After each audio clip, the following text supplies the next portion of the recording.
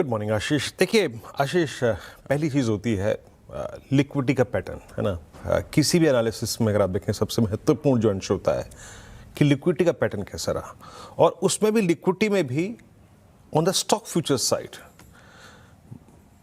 अच्छे short covering पिछले कुछ सेशंस में विजिबल है। एफआईएस जिस दिन इंडेक्स में सेलर्स भी थे आशीष, अगर आप पिछले 8 सेशन के ट्रेंड को देखें तो लगातार क्रमबद्ध तरीके से उन्होंने अपने स्टॉक फ्यूचर्स के शॉर्ट्स को कवर किया है। इसमें अब तक आईटी शामिल था और कल इसमें था शामिल मेटल्स। हालांकि ये वनडे अफेयर रहा, मेटल्स में अब तक 100 डे से एक स्ट्रॉन्ग पुल बैक आया था, लेकिन इसने अपना बड़ा किरदार निभाया कल की उस स्ट्रेंथ में। 100 डे से एक रिवर्सल था। मैं पूरे स्टैट्स की व्याख्या करता हूं। कल हमने क्या व्यू लिया था, दैट 24131 अगर वो बाइसेक्ट हुआ, ओपन हुआ, आया, टेस्ट किया 131 को, फिर शूट अप कर गया। कहां पे शूट अप कर गया? जो RS2 दिया था, लेवल टू लेवल चला बाजार। और निफ्टी बैंक पे जो मैंने रेंज दी थी वही हाई था, that was 20 day exponential average. सारा का सारा अट्रैक्शन एक्शन था आईटी में और मेटल्स में। कैसे अप्रोच करें इस सेशन को? पैटर्न लिक्विडिटी का अच्छा है।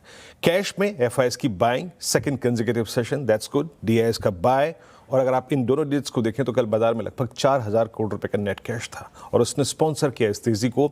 And most specially on FI side, Ashish कल 1711 करोड़ रुपए की बाइंग थी, 1300 contract long, 9400 contract short cover, net 11000 contract का इंपैक्ट आया। और जून फर्स्ट वीक के बाद फर्स्ट टाइम उनके नेट शॉर्ट कॉन्ट्रैक्ट्स 2 लाख से कम आके 1,95,000 कॉन्ट्रैक्ट आए।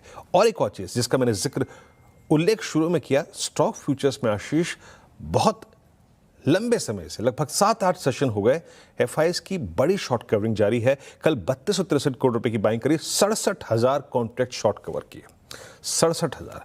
तो एक सिर्फ इंडेक्स नहीं, आप स्टॉक फ्यूचर्स को देखिए, वो एक थ्रस्ट जनरेट कर रहे हैं शॉर्ट कवरिंग। कल की भाव कॉपी में पूरी की पूरी शॉर्ट कवरिंग इन्वॉल्व है। अब आते हैं लेवल्स पे।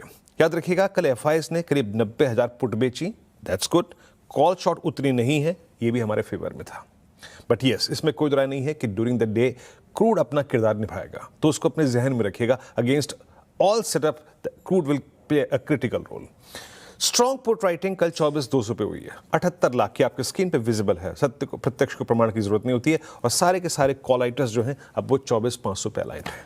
तो हमारे CMP और 24,500 के बीच में जो चीजें हमें परेशान करेंगी वो क्या है, आइए देखते हैं। एक बार पिरामिड्स को देख लेते हैं। स्ट्रॉन्ग प्लेसमेंट 24,200 के पुट्स पे, 24,000 पे, और लगभग 24,500 पे आपके कॉल आइटर्स। ये पिरामिड में क्लियरली रिफ्लेक्ट होगा आपको। ये 200 से लेके 500 तक का एरिया काफी क्लीन है। RS1 लेके आइए। पहले आज RS को डिफाइन करेंगे। क्या है ये पहला जोन? 410 स्लाइटली कॉल आइटर्स, लेकिन उससे भी पहले ये 24,330 और 370, ये है आपका 200 डे एक्सपोनेंशियल मूविंग एवरेज का जोन आशीष। फर्स्ट आप अपने ट्रेड को चेक करेंगे 369,410 पे। जब आप इस जोन में आएंगे, नहीं कट रहा, बुक करिए, बाहर निकलिए। 410 के ऊपर ही ये RS2 का क्लस्टर खुलेगा। लेकिन बात यह है कि गिफ्ट निफ्टी बैकफुट पे है। हम डिप को कब तक बाय करेंगे, and most specially that control dip, उसकी डेफिनेशन क्या होगी? उसकी डेफिनेशन वही होगी जो कल थी। 131 के ऊपर अगर आप सस्टेन कर रहे हैं, बेस 1 के ऊपर आप सस्टेन कर रहे हैं, दैट 128 एंड 171, दैट मींस आप 2 चीजों को रिस्पेक्ट दे रहे हैं। आप 100 डेमा को रिस्पेक्ट दे रहे हैं, आप कल के पुट राइटर्स को रिस्पेक्ट दे रहे हैं। सो हमारा गेम ये है। बट याद रखिएगा, अगर हम बेस 1 वायलेट कर रहे हैं इन एनी सर्कमस्टेंसेस, अगेन वो 24,200 के कॉल राइटर को एक ग्रिप लेने का मौका देगा। In that case you will become range bound between base 2 and base 1। Nifty bank लेके आइए।